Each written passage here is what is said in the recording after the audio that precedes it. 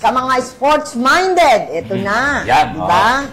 APAB, handa na sa 51-50 triathlon. Uy, okay Pag yan. triathlon, may bisikleta, may sa tubig, may takbuhan, ganun ba? Kaya nga tatlo, di ba? Oo, triathlon. Ikinatuwa ni APAB o Area of the Freeport, Authority of the Freeport Area of Bataan, Administrator and CEO Jose Mohamed Pangandaman, no, ang gagawing prestihiyosong 51-50 triathlon na gaganapin sa APAB sa darating na November 16. No? Dahil alam mo naman daw ang Bataan, ito ay sagana sa world-class facilities, beautiful landscape, at strong community spirit.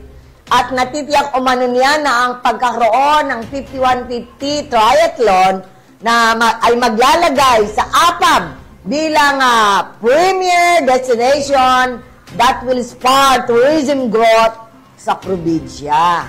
So, magiging yan, sport tourism, ano na.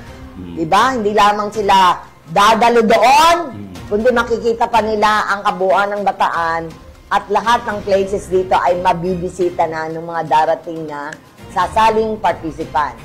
Medyo nalito yung ating technical. Iba yung, yan, ito ba yung sa triathlon? Ito. Yes, yan sa triathlon.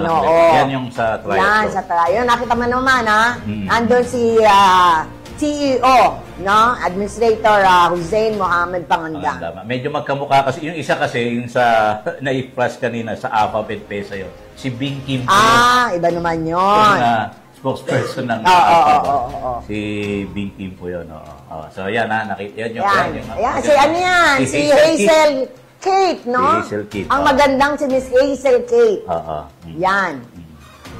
Siyempre, sana tayo ngayon. Parang madilim yung natin, no? Parang madilim. Hindi naman. Yung ating video.